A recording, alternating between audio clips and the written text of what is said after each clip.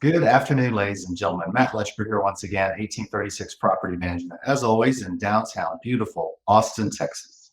Today we're with you for another story time. This story is when property management goes wrong.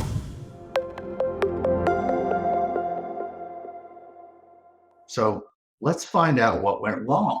This is going to be about 6 red flags from a lease agent. Notice I said lease agent because agents don't really call themselves lease agents, but there's selling agents or there's a buyer's agent. Oh, wait, I'm not real busy, so now I'm a leasing agent. But nobody puts it on their name tag, right? Because there's not enough money. So why in the world? Oh, wait, they're not real busy, so they'll do you a favor. So why you need to use a property manager to lease properties and an agent to buy or sell? You don't see property managers going, "Hey, I'm a property manager, but I'll help you. I mean, I'm not real busy." No, we do what we do. We do it great. Stick to the experts. So today we're going to talk about lease agents and maybe some red flags to look out for. So I'm here with Melanie Price. She has been with us for years. The joke in the office is that it's like Hotel California. You can check in, but you can never leave. And, we're going to make her stay with us for the upcoming decades as well. And we're here to provide another real world story about what happens when accidents happen, mistakes happen, and property management goes wrong. So the background of this scenario, and Melanie can expand on it a little bit if I overtalk her, is that the property's been on the market for 48 days. So we're not quite at 2 months, but we're almost there. And for sale for 184 days. Wait, which is it? What are we trying to sell it? Are we trying to? Oh, we're just going to try to do it all. Well, you know what they say, guys, commit or quit. You either do it or don't do it. There's no halfway.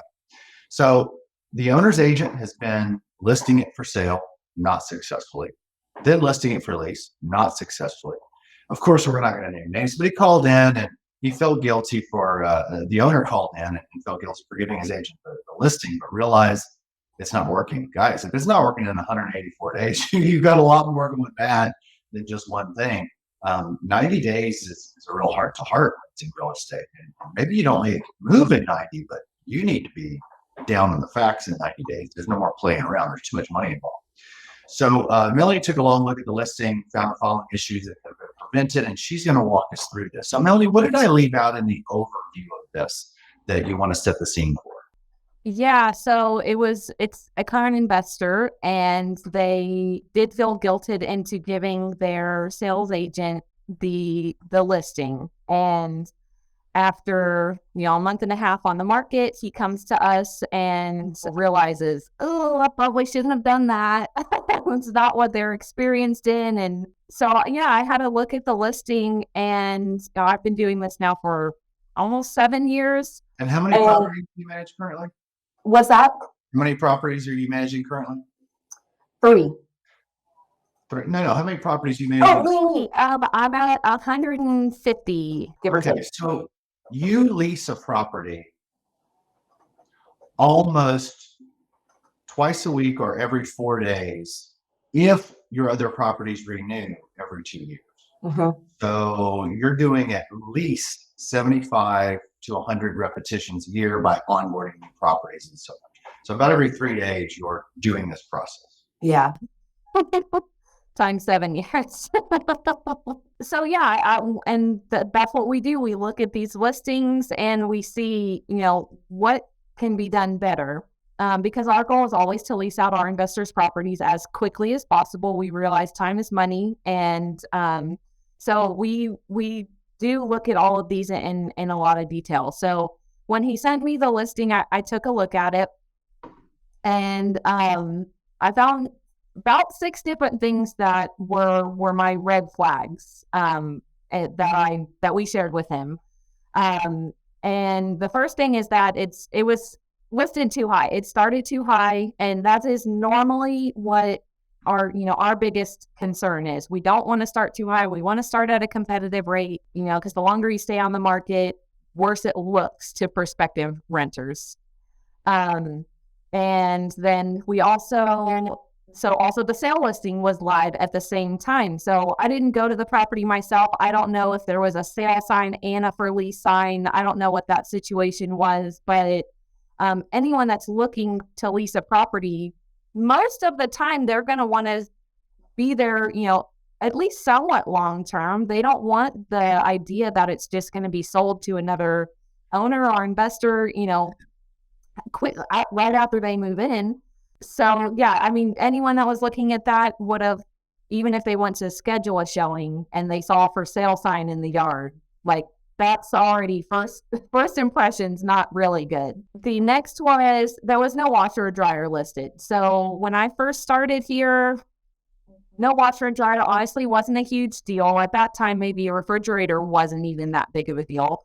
But now with all these high rise and deluxe apartment complexes that are going around in the area, all the appliances are presented whenever you move in. So that is just what's expected now. Most renters aren't coming in with their own appliances. We recommend to all of our investors to have definitely a refrigerator, but almost definitely a washer and dryer, or at least marking it as like it's a negotiable item. We don't want to just say flat out, no, it's not going to come with it. The other thing was listing says, so it said no pets were allowed in there. So there's two different sections in the listing. One is, are pets allowed? Yes or no? And if yes, you can like narrow it down to, size and number and all that.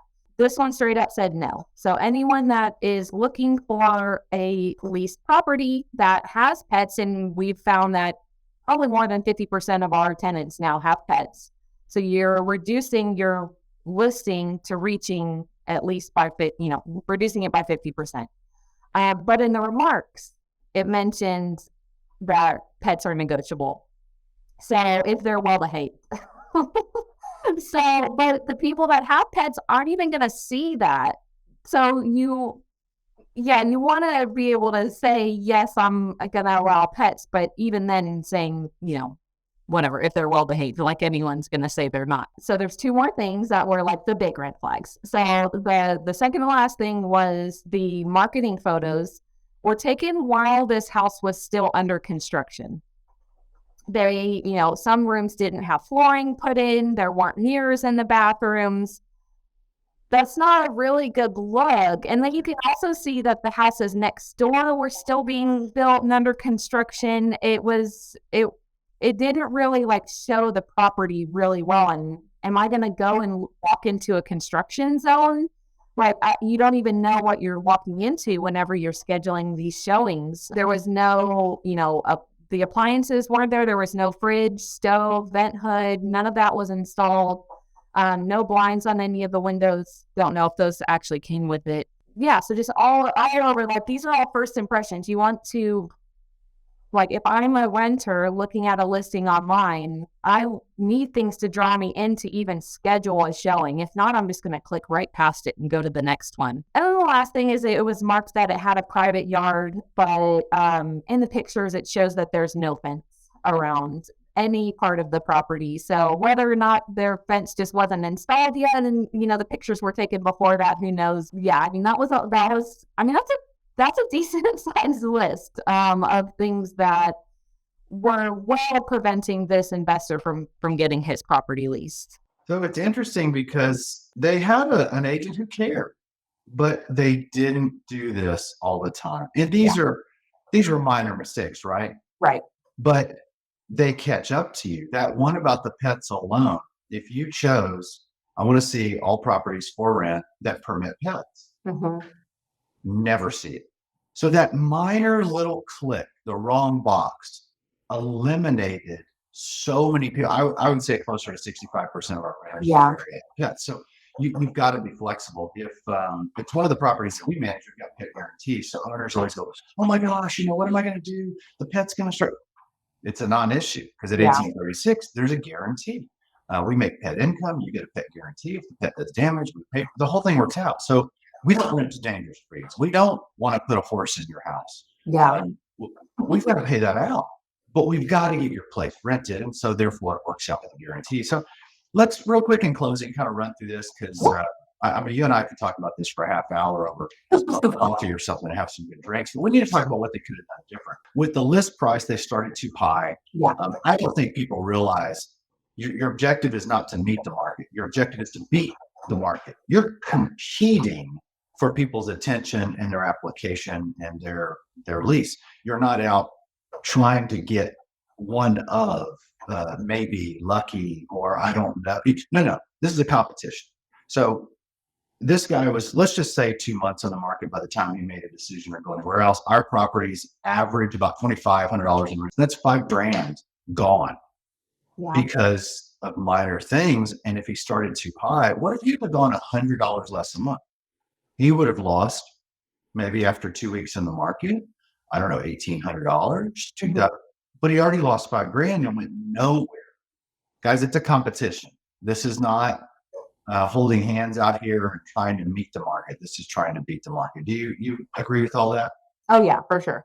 Awesome. So having the sale listing and the same time, I'm not going to touch this.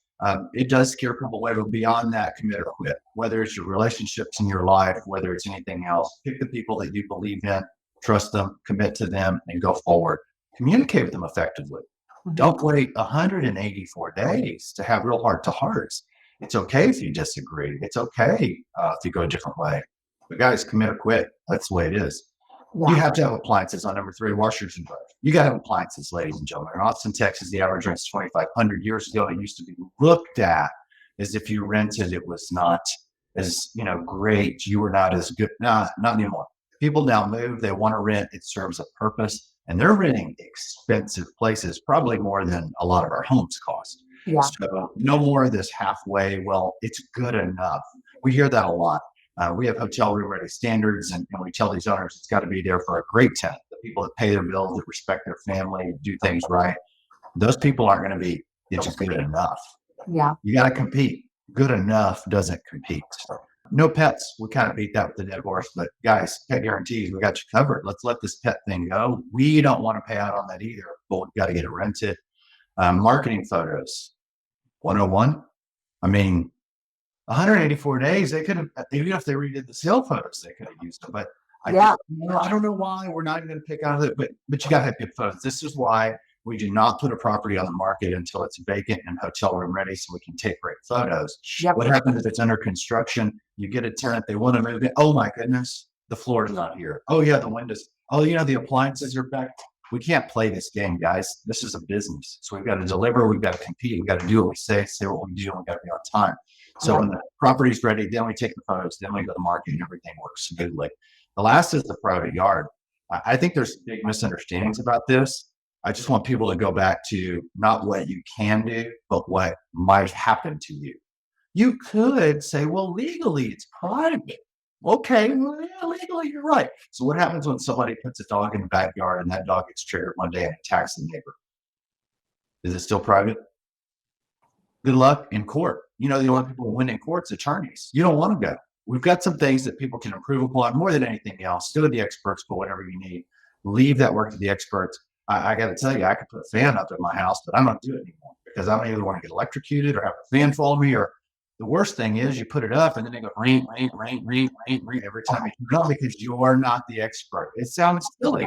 For $150, you just tortured yourself over an entire weekend, 4 trips to Home Depot, and left it to the expert. So, Melanie, in closing, is there anything else you want to add to the story, or do we kind of beat this dead horse?